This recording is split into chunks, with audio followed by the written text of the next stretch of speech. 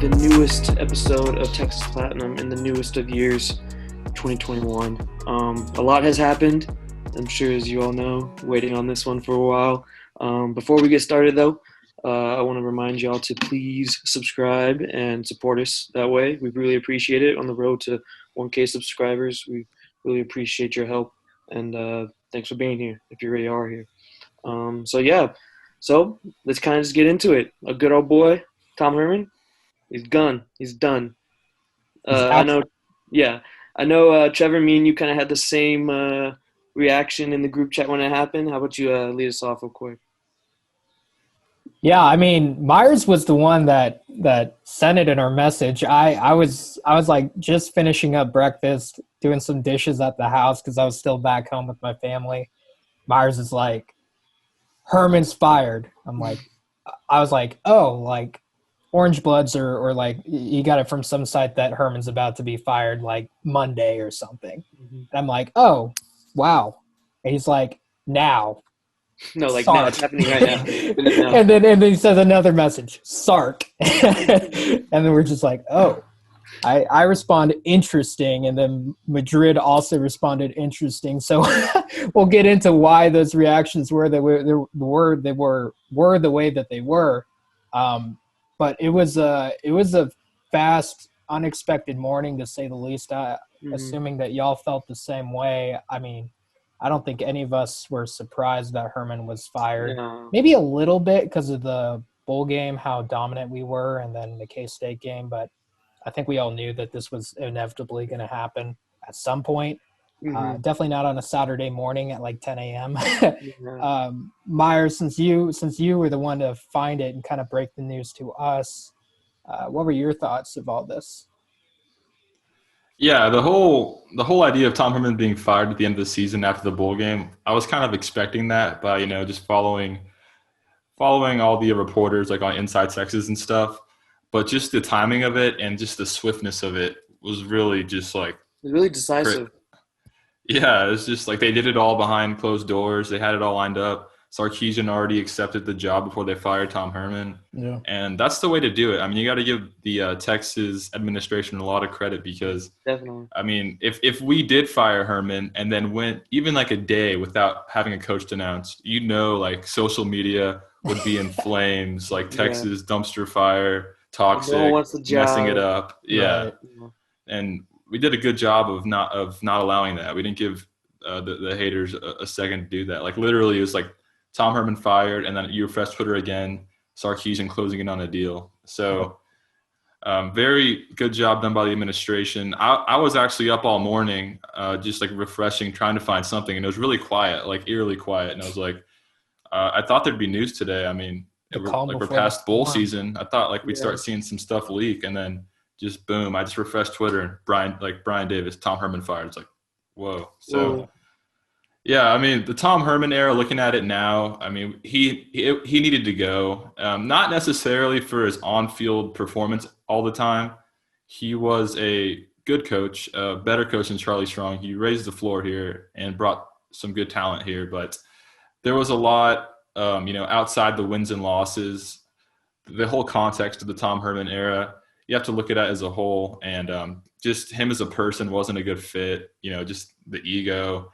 And just really, whenever we went all in for Urban Meyer and failed publicly, and, just all our rivals could just, keep on bringing that up in living rooms with the recruits. Like, you can't keep a lame duck coach. I mean, you can't really come back from that. So it kind of was expected, but for us to just hire Sark, I was expecting Brian Kelly. It just happened. I was like, really, Steve Sarkisian. So that really caught me off guard.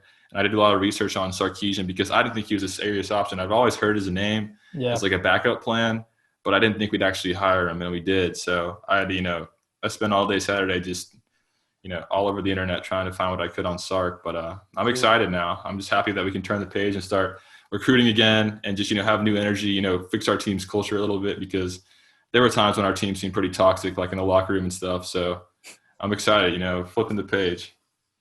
Most definitely. Speaking on Herman's tenure here, I mean, you're right. He was a good coach, but the thing with Herman is you just kind of knew you're gonna get every year, and what that wasn't enough, and it wasn't consistent enough. I think we've beaten that horse 1,000 times, but that's just a summation of his tenure. Is he's just not gonna take you to the next level. Not to say Sark can, but I think he can. But he gives us definitely a better shot. Also, yeah, seeing Sarkisian being the hire was actually kind of surprising to me. I knew he was being sought after by other schools, but I didn't think Texas would. Um, but yeah, it's a hire that I didn't expect, but I'm pretty. I've talked myself into. I'm pretty excited about it. So yeah. Absolutely. Mm-hmm. Yeah, with Herman, I mean, this is a bit of a hot take, but I've been thinking about it a lot. I do think that Herman could have worked at Texas, but he made some very critical mistakes in his tenure that led to his firing. Probably most notably is hiring the staff that he did initially. Just not a lot of, well, no A plus, assistants or coordinators or anything. It Yeah. was just his staff from Houston. Charlie Strong did the same thing, ended up the same way. I think that was a critical mistake. And then just not capitalizing last season, not this season, but last season. After that big wave ending in the Sugar Bowl, they really kind of fell flat at that point. Play calling got really sour, and just at that point, it became very evident that his players definitely kind of lost respect and belief in him and his staff. That became kind of public, actually. That became a recruiting tool against Texas. And recruiting has completely fallen apart under Herman. I think that on top of the staff, inevitably was his downfall. Yes, he won, a good amount of games. And again, I do think he could have worked out if he, managed everything a little bit better and hired a better staff and maybe some better not coordinators. Well, yeah, coordinators, but recruiters to weather the storm if they went through, some losses and continue to bring faith to people that were looking at Texas that, hey, we have the opportunity to really continue to build on what we have here instead of you don't know what you're going to get, Yeah. So, yeah, I think those for that. I mean, the Eyes of Texas thing was also a big mess.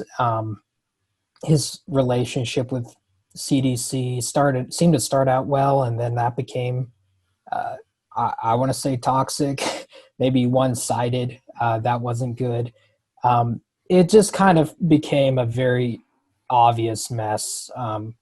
Maybe not to the nation. Maybe the nation thought that, Tom and Texas were, in a good standing because that's what it originally looked like. I mean, when we hired Tom, it was glitz and glamour, run out the red carpet. We found our guy. It's, the return of the Messiah or something like that. Like, it was returned home. Yeah, it was a big deal, but it over time definitely really soured out and fizzled out. And yeah, just like Myers said, once we started, looking at Urban Meyer and other coaches, and rightfully so, it was kind of too late at that point. It was, the grave had already been dug at that point. So, yeah, whether people agree with it or don't, know that Texas fans, especially the ones that are probably closest and most passionate about our organization, that really follow the news and look at the nitty-gritty behind the scenes, felt confident in this firing, in the hiring of a new coach. There were just too many things behind the scenes. Maybe not obviously up front, but behind the scenes that made it evident. It was enough, yeah. We needed to move on. Definitely. Yeah, I'm glad you said, behind the scenes stuff off the field, because that's really what it came down to. I mean, all the national pundits like Barrett Sully, all the haters, basically saying that we have unrealistic expectations. I remember RJ Young saying that, and he was trying to say that Texas is a bad job because our expectations are so high. If you don't win 9 games, you're going to be run out of town. That means that you're a good job, actually, because think about it. If Oklahoma Georgia, Ohio State, Alabama. If they all won 9 games every year, they'd run their coach out of town too. So, Exactly. I mean, it's no different. The only difference is we're not rolling right now. But OU, all the Blue Bloods have the same toxic fans that want to win natties every year. Oh, yeah. That's normal. That means you're a good job. That means you're a destination job. right now. Like, you know what I mean? It's in the same kind of lull too. You know what I mean? And they also have – sorry, go ahead. No, you go ahead. I was going to say another point that is never brung up is they also have billionaire. I mean, maybe not like Texas does quite as much, but they got a lot of money and a lot of big boosters that schmooze and get involved in the team all the time. I guarantee you, Ohio State, Michigan, even Alabama, like that's just college football. And for whatever reason, I guess because of the coaching instability for the past decade at Texas, everyone's hammered that home that, if you go to Texas, you're dealing with boosters and they're, these toxic billionaire boosters that want to, mess around and stuff like that. And to be honest, that's every big name program in college. And it doesn't get out like it's not like portrayed like that unless you're losing. Exactly. Or not hitting expectations. So, Yeah. So, telling I like your point, Meyer. You're telling me Ohio State wins 9 games and doesn't get to the Big Ten championship. It's fans. People aren't mad. Like, come on. Yeah. If Ohio State went 1-4 against Michigan in the last 5 years, didn't make a Big Ten championship, made one and lost to Michigan in it, and and just underachieved, their fans would probably be more crazy than Texas fans. Oh yeah. We didn't fire Herman because we're not competing for playoffs, not winning national championships. We fired him because we can't get past Oklahoma. We can't win our own small little conference. We can't beat who's immediately in front of us. You know what I mean? We can't even get to the next stage. We can't beat TCU consistently. Yeah. Or Maryland. Right. Maryland, yeah. Yeah. I mean, if Ohio State went through the past decade that Texas has gone through, like I feel like the US would be just on fire. Yeah. Outrage. Because something would be greatly amiss.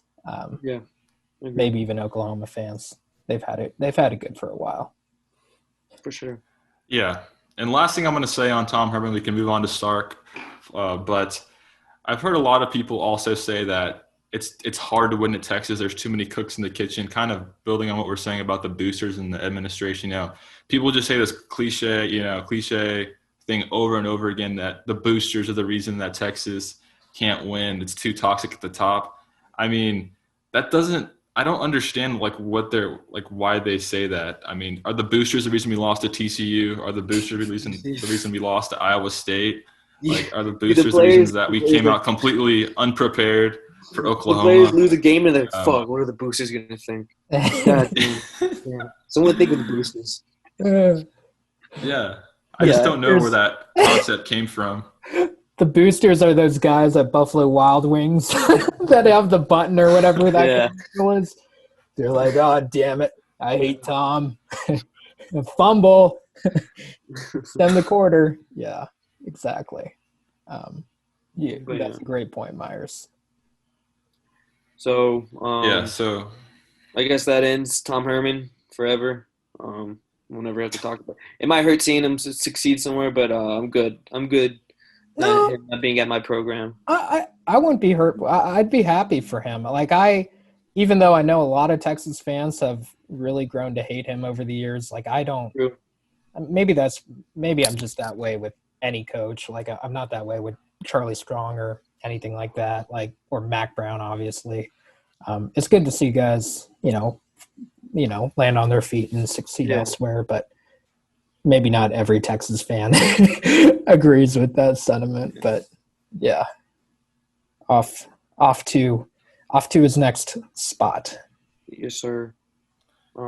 So if you guys want, we just jump right into Sark. I'll give you a little instant reaction right now. To be honest, I didn't know a lot about Sark. I knew he had the Pete Carroll lineage, him and Lane Kiffin back in the days and stuff like that. There's a lot of talk about his coaching record, and while on paper it looks a little frightening, but I'll give the guy benefit of the doubt with the whole USC situation. Man was dealing with demons. I mean, no one's doing a good job being an alcoholic at any job. Uh, so I think it's more fair to judge him on the his Washington tenure, and that's what was actually pretty impressive. Be an 0-12 team and get them to like 3 straight bowl seasons. Yeah. And secondly, what I was thinking about while I was researching also is some people saying that that this is kind of like the same situation that we hired Tom Herman in. And while it does seem like that on paper, like, hey, getting a hot shot like coordinator or the one that's supposed to be the top of the game right now, I think the main difference is that Sarkisian can gather a staff, like a pretty good staff too, and not just the boys he brought. See, like Tom brought his boys from Houston, but it's not like, I mean, they're at Houston, you know what I mean? They're Conference USA or whatever conference they are, Group of 5. So yeah, I think he carries more of that clout.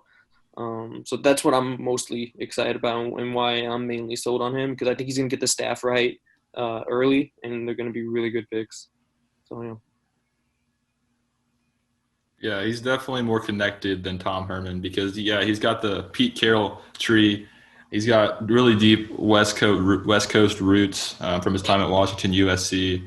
And, he's got the Saban tree now, and he's got a lot of experience in the SEC now. So he's definitely more connected. But when I first thought about Sark, the thing I wanted to look at was just him as a person, compared to Tom, because Tom Herman, a lot of his problems were just his pompous, his attitude, just being a very condescending person that always had to, let people know, or at least kind of show that he's the smartest person in the room. You're not going to get that with Sark. I mean, he probably is going to be the smartest person in the room, but he's not going to act like it. He's definitely a more likable, genuine person. I mean, if you go watch his videos from him, like speaking at USC or Washington, just like as a head coach back then, like 5-10 years ago, and compare him to him speaking now at Alabama, it's like two completely different people. It's really crazy, honestly. It seems like he's matured a lot. He seems way more mature than Tom Herman at this stage of his career. And No, exactly. I'm very excited to see him, just like an actual respected figure that I think the players will like more, because the players were sad for their position coaches when Herman got fired. They weren't sad about Herman. I mean, very few were like maybe Roshan Johnson. That was about it.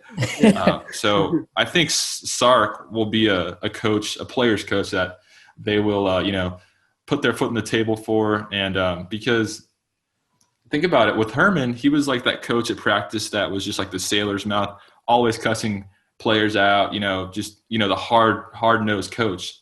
And Sark's not like that. He's a more just calm, collected CEO type, but he knows his X's and O's as well. I just think he's going to be way better for the culture of our locker room, and he's going to delegate, the coaches that are hard on the players, to like his assistants, not the head coach. So I think it's just a wholesale upgrade on the person. As long as he can, stay away from the drinks, I think just the personality is such a great fit, because he's already been at a blue blood job at USC, exactly. And that was something that I wanted, that I was really, because with Herman, it was clear he wasn't ready for a job like Texas, and especially with Charlie Strong. The job was way too big for them and their personalities. I think Sark, he's been right under Saban in Alabama. He's been a head coach at USC. I know he kind of failed because of alcoholism, but he's not going to, be blinded by the lights at first. He knows what he's walking into. He's seen it before.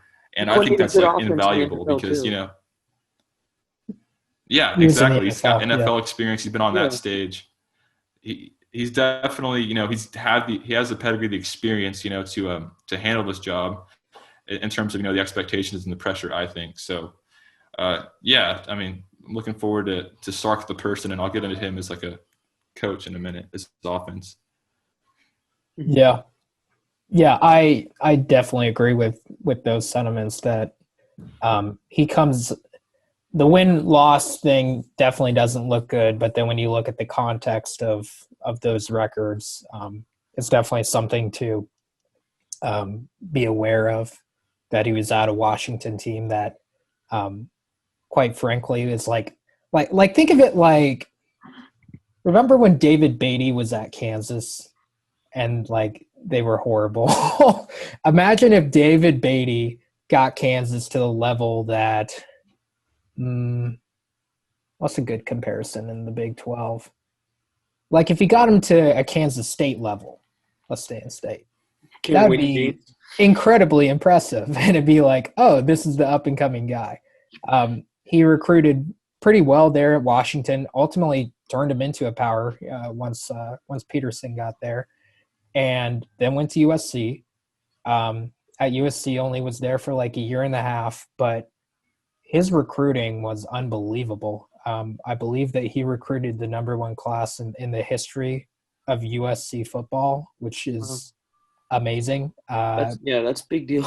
Those few years under Helton when USC was like in the top 4 consistently with Sam Darnold and stuff, those were all like Sark players that Helton took over.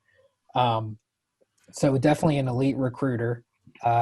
Took his time off, learned under Saban. I mean, for a guy to learn under, two like all-time great college coaches with completely different personalities and styles with Carroll and then Saban, you're going to learn a lot, and you're going to learn different ways to cut your chops and run a team, but both are going to be effective. So he's gotten both sides of that coin. Learned under Saban for a while, went to the NFL, did well there with the Falcons, came back to Saban, and then now he has 3 offensive players that are going to, one of them, Najee Harris, didn't quite make the finalist for the Heisman Trophy, but the other 2 players, and Smith and I'm blanking on his name, Mac Jones, are in the Heisman conversation, all in the same offense. That hasn't happened since, ironically, Pete Carroll at USC in 2005 with Reggie Bush and Matt Leinart. So he's a offensive mind. He's a quarterback whisperer. He has a ton of experience, way more than, maybe not quite as much as, probably Charlie and him are pretty comparable, but the NFL experience, the people that he's been behind, and just the amount of respect that Alabama fans and players have for him, especially this past year. Everything was indicating that he was being groomed to be the next guy after Nick left. His players, like I just said, rave about him. Alabama insiders say that he's, head and shoulders above Lane Kiffin in terms of an offensive mind and just better head coach in general, the CEO vibe, like Myers just said. When you read into him more, you feel better about the hire. Definitely on the surface. I think all of us, definitely Madrid and I, were just kind of like, what? Who? Really? Yeah. It was a bit startling, but again, when you read and research more into it, and we're going to talk more about it as well, you start coming away with, hey, there definitely might be something here if, and this is a big if, Texas plays their cards right with him. Because it's a two-way dance. It's not just him. Texas needs to do some things as well and fix mistakes that they've made with these past 2 coaches in Strong and Herman. So what we're going to get out of Steve Sarkisian is definitely a improved offense, more detail-oriented. That's without a doubt. I think probably outside of Lincoln Riley, there's not a brighter mind in college football right now, offensively. Trevor, you're talking about that before this episode. How would you compare Sark to Lincoln Riley and what we're going to see out of that?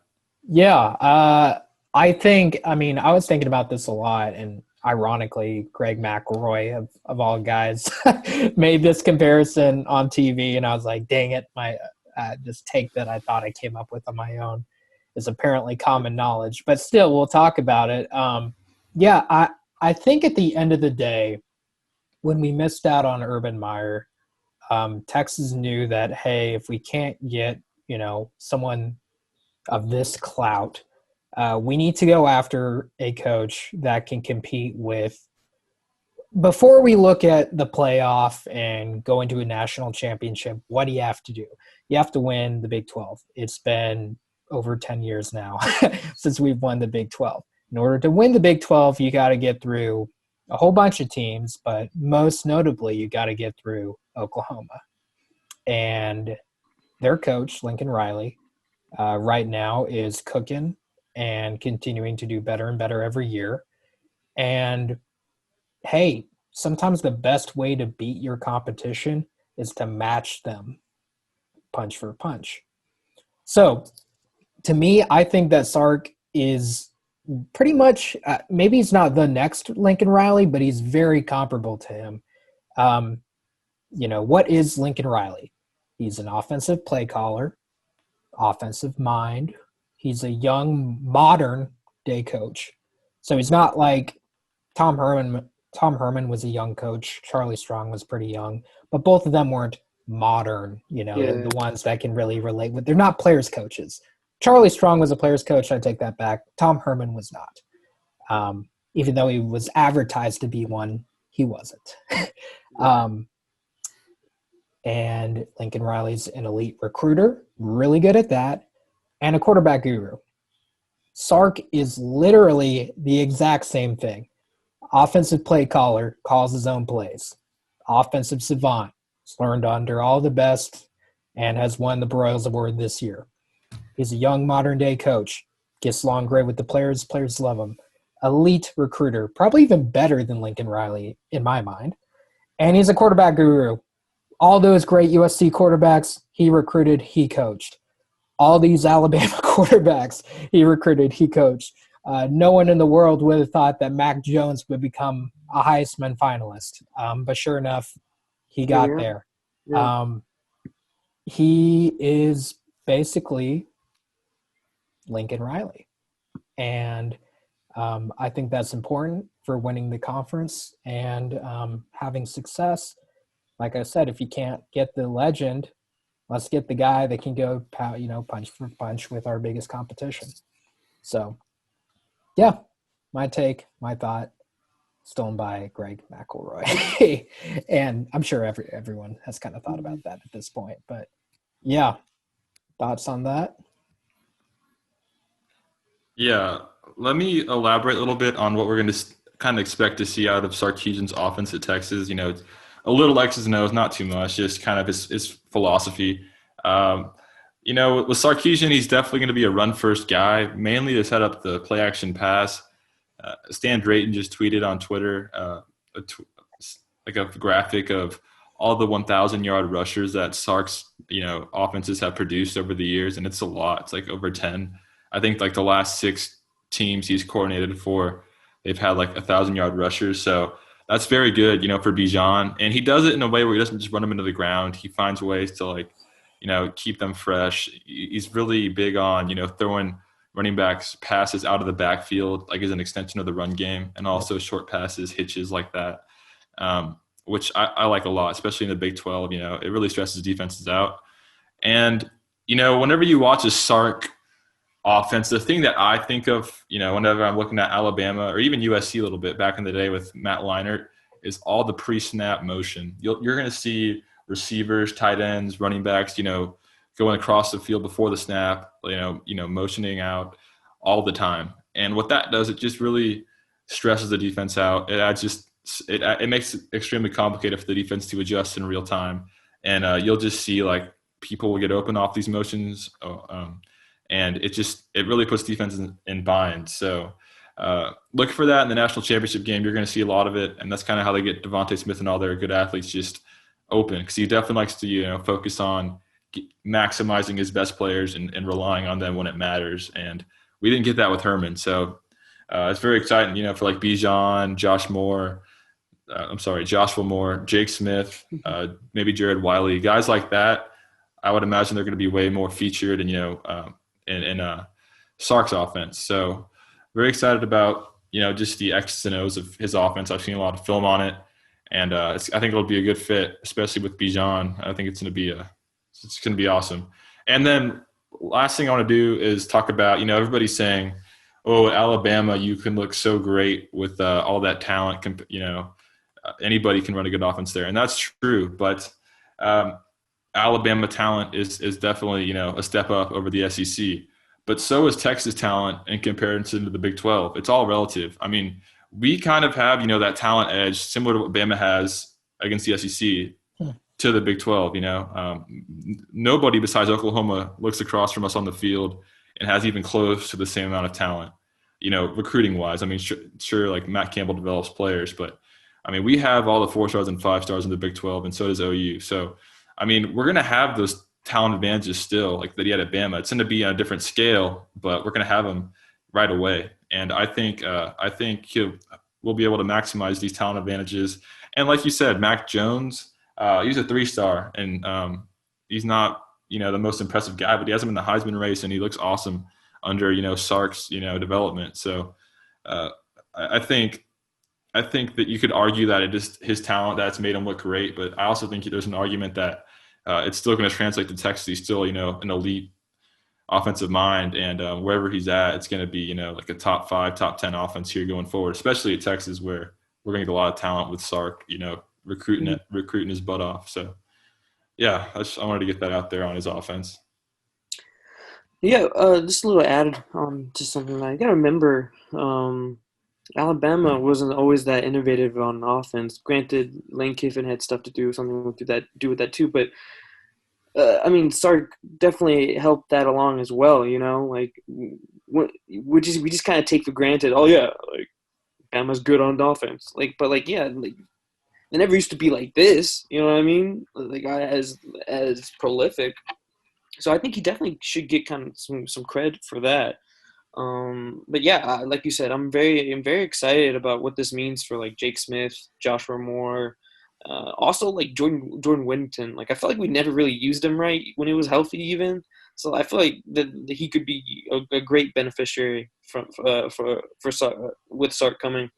So yeah, and just to go along with all his staff and like that he might be bringing from Bama, the wide receivers coach and the quarterbacks coach. Like that right there will do wonders for Casey, for Card, for Wiggins. For Moore, and everyone else on that offense. Like the staff coming in is going to be ready to hit the ground running, and that's what I'm mainly excited about and why I'm sold on him. Yeah. One of the most exciting things about Sark and hiring Sark is just the potential for his staff, because, he's got that broad reach, like we were talking about, that network, and we're already seeing it. I mean, Kyle Flood, the offensive line coach at Alabama, he's kind of a Sark guy. He was a Sark at Atlanta. He's more of a Sark guy than a Saban guy. So it's widely reported that he's going to come with him to Texas. I mean, hopefully it's not all finalized yet, I don't think. But if we can get Kyle Flood, the offensive line coach for Alabama, that'd be such a huge get. Coming, after what we had with Herb Hand, that'd be a major upgrade. I mean, Alabama just won the John Moore Award, whatever it is, for the best offensive line in the country. So it's literally like from rags to riches in that department. And Kyle Flood recruited the Brockermeyers. I mean, they already signed and they're moving in like tomorrow or something, like really soon. So that's not happening, at least right now. Maybe they'll transfer. But anyways, like he's a good recruiter, and he develops his talent really well. So offensive line coach checks out. He's got one of his soulmates. Like for Herman, his soulmate was Yancey. AJ Milwee, I forget how to pronounce his name. He's kind of Stark's soulmate. He's going to be like the quarterbacks coach, and he's kind of going to, just oversee everything from the press box, because Sark's going to call the plays. That's been widely reported. He's going to call the plays from the sidelines, and Milwee's going to be like a second set of eyes, above, just to like offer his input, and they're really, on the same page, schematically. So I think that's just, a natural fit there, quarterbacks coach, and he's also from Bama. So, I mean, it's a good, lineage to come from. Receiver coach is kind of up in the air. I've heard the USC receiver coach could be in play, or the Alabama one, Wiggins. Either one I would be really happy with. They both have good receiving cores. Not sure about the recruiting abilities, but I think that would, either way, those are just good developers, and I'm sure they can recruit pretty well. And then Stan Drayton's back, obviously, which is huge for, Bijan. Yeah, he's the reason that Bijan came here, really. Right. Yeah. And also LJ Johnson, who he wants to come to Texas, it seems like, but he's kind of hesitant because, the instability. So I think with Drayton coming back, that puts us in a position to hopefully close on him. And Sark and Drayton have already reached out to him, which is, good. We need to get him. That'd be good for our class, help out our transition class a lot. He's a really good player. And, yeah. And then tight ends coach, that's kind of up in the air. I've heard Jeff Banks, but then today it came out that Bama's trying to keep him. He's probably going to stay at Bama. That's the tight end special teams coach at Bama. But he used to coach at A&M with Kevin Sumlin, and he's a really good recruiter, especially in the state of Texas. And him and Kyle Flood tag team a lot of Texas kids this past class. So I think it'd be really, crucial to get him on staff, just get those Texas ties going. I mean, I think the idea of Texas ties is kind of overrated in modern college football, but still it's nice to have them, from at least some position coaches.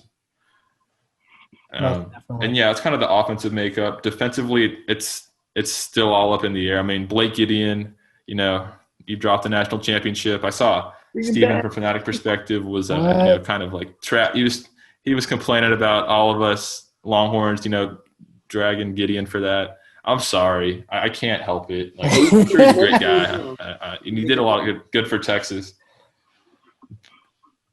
But it's just, it's he dropped a really important pass.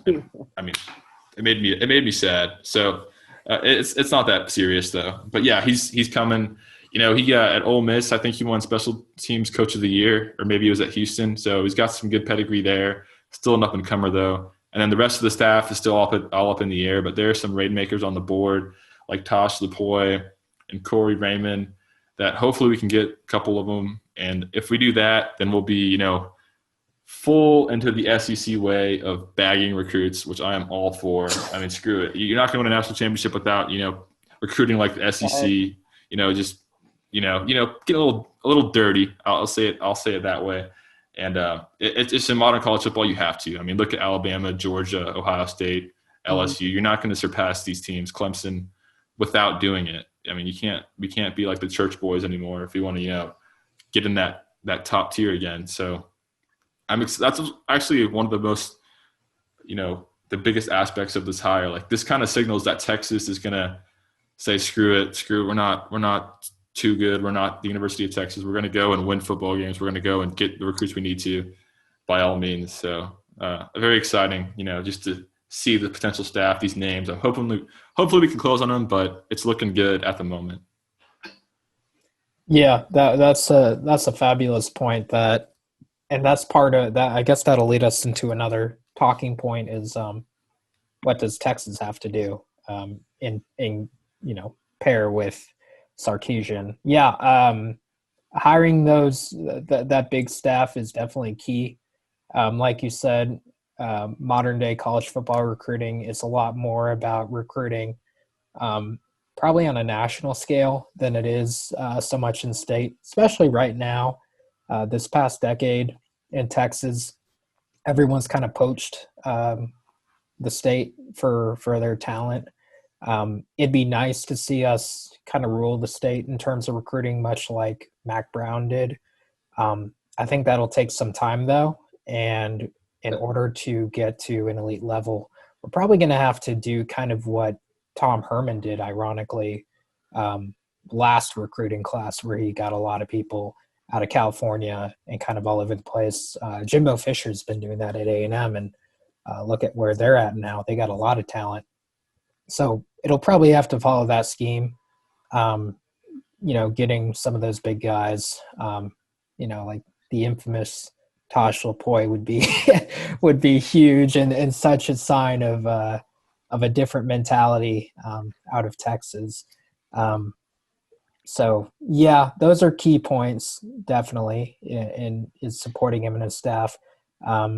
Another key point that Texas needs to do is they need to, and hopefully Sark kind of does this on his own, and I think he will, but Texas needs to get the relationships right with this coach. They've failed in big regard with these past two coaches, and Strong and Herman. Strong from the get-go, it seemed like the that Texas wasn't. The fans were there to support him, and I guess Mike Perrin and Fenvis supported him, but I think behind the scenes, Strong really not intentionally, but ruffled a lot of feathers because he wanted to do things in a bit of a different style that wasn't very Mac Brown like.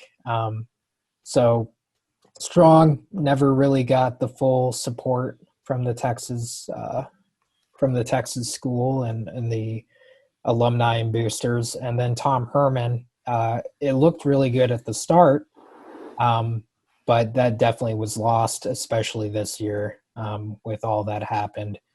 The support just completely vanished. His relationship with Del Conte just dissolved in the span of a year, which seemed unusual to me because I thought that those guys were close.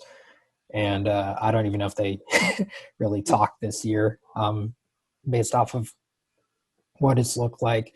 So they need to really, start listening to Sark and, they went ahead, they made this hire. They were willing to roll the dice on him because he's not, even though his ceiling is exceptionally high, very, very high. But his floor is definitely lower than what we could have gotten out of a Saban, even a Brian Kelly, probably.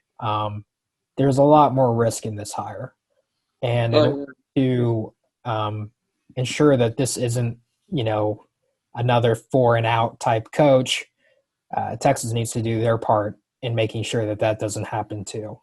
So building that relationship with Sark, allowing him to do whatever the hell he wants to do in order to win, and being there to support him and not get in his way. Just let him be him. And hopefully you'll get a bit of a, better winning formula and less of a, tug of war between the two staffs. So I think that's important. Sark needs to do what he does best. And he also just needs to, I'm glad that he's going to be calling plays, much like Lincoln Riley, as we mentioned earlier. Tom Herman was known early on as a great play caller. And when he got hired at Texas, he immediately was like, nah, I'm going to give it to Tim Beck. And, yeah, we saw where that happened. And then Charlie Strong was also known as a great defensive mind. And then he went to Vance Bedford. No disrespect on Vance Bedford or Tim Beck, but why not have those head coaches that are known to be elite at what they do what they do? And I think Sark needs to be calling these plays. This needs to be Sark's offense, Sark's team, much like Lincoln Riley's. And I think greater success will come out of that. Agreed. I think you touched on some really good points there. Just letting Sark do what he needs to do. And I mean, I think the other coaches were victims of the whole, maybe like an athletic director change and stuff like that. So they didn't really get time to build relationships like that. But I think this is I don't know, with Del Conte, this is the new beginning for him. I trust everything he does, so I'm behind him with the Sark hire. Definitely a risk, but the ceiling is really, really high. All right, so we're going to end this right here. We're going to end, each one of us going to grade the hire and then kind of give an outlook of what we expect to see next season. We're not going to go on here and say 12-0, we have the savior, because we've done that twice and it hasn't worked out. But we will give some rational, expectations for next year and the years after that. But Trevor, how would you grade this hire, and what do you expect to see in the future? For a grade, I'd give it a B. Urban Meyer would have obviously been an A higher. Brian Kelly maybe would have been like a B plus. I'm giving this a B because, like I just said, his ceiling with Sark can be very high, and he's kind of a coach that you're hoping is going to turn into a Lincoln Riley or I don't know, a Saban or whatever, like someone that's going to grow into a great coach, which is what we hired these past 2 years in Charlie Strong and Tom Herman, as guys that we were hoping would grow into great coaches instead of proven guys. I know that all three of us were hammering for a proven coach at last, but we didn't get that. So I'm giving it a B. Like I said, I do think that his ceiling can be really high if he plays his cards right and if Texas matches that and makes the right moves. As for a record, that's what you said, record for next season. I don't even know how many games are in a season nowadays. I forgot after this 12, past year. right? What is it, like 13? 12. Pretty sure it's 12. Yeah. 12?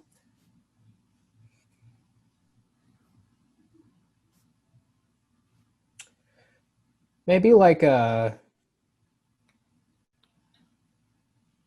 9-4.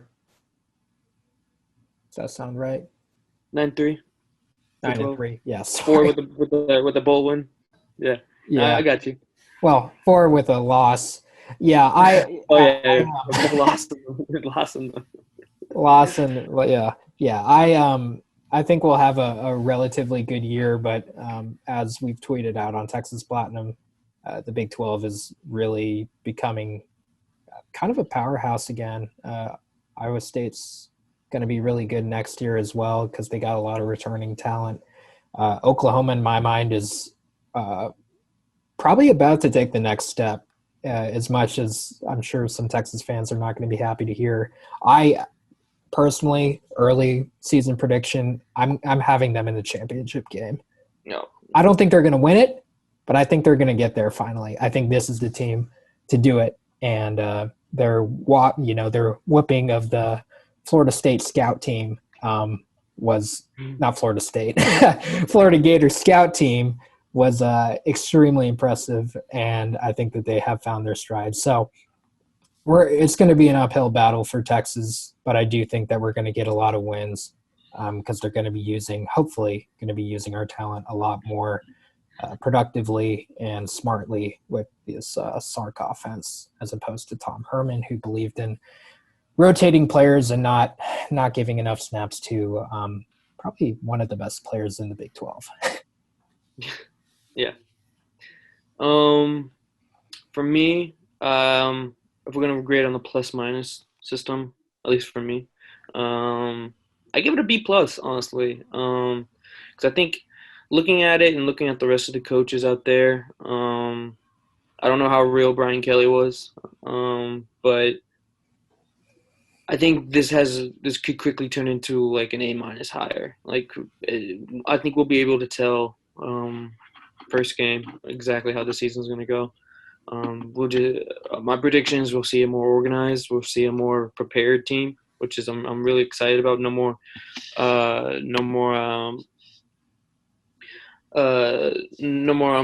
laggy beginnings and stuff like that. I think we'll see something more of a polished product this time, and that's something I'm very looking forward to. As regards to like the season, I don't know if I can give a record prediction right now. Every time I do that, it's just way off, and I feel like I jinxed the team. But I think the outlook is really good. From after doing all the homework on them, like we all said, it's an upgrade from Herman for sure, and I'm really excited to see the new players thrive in this system. So yeah, that's my outlook. So I would grade this higher as a C plus.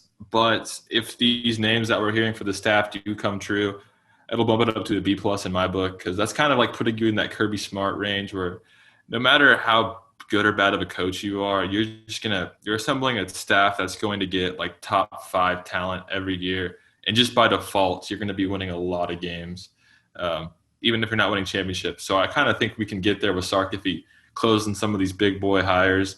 And then as far as the season goes next year, I'm just hoping we don't lose game 1 like we did against Maryland twice, because that was so painful. And we're playing Louisiana Lafayette in game 1, which is actually a really good team now with Billy Napier. And, we have a new coach. Like, that could be just like a nightmare scenario. I've been hurt by Tom Herman before, and I don't want to get hurt by Sark. So I hope we win game 1 and at Arkansas. The schedule is going to be tricky next year. It's going to be tough. So I don't know if we're going to have the greatest record, but what I can tell you is we're going to have like a top 5, top 6 class in 2022. And we're going to have at least 5 or 6 blue chip California West Coast kids in the class. Because, we're getting that Cali pipeline cranked up again with Sarkisian. It's going to be stronger than it ever has before. His son goes to Modern Day. So we're going to be out there in Southern California putting in some work on the trail. So let's get looking forward to Troy recruiting back. And I'm kidding. bring him back, baby. Yeah. So we'll see. I'm very excited. Just so happy to have, a change of scene. I feel like a breath of fresh air with no Tom Herman. And with that, any last remarks, or are we good to close this one out? We're all good. I'm good. All right, y'all. It happened. Tom Herman's fired. Steve Sarkisian's in. We'll have more videos out soon, I would imagine, the next couple weeks, a week or so. So keep on the lookout for that. Please subscribe. We're so close to 1K. Let's get over the hump, and be legends. That'd be legendary. So yeah, thank y'all so much. Let's start this Sark era strong and hook 'em.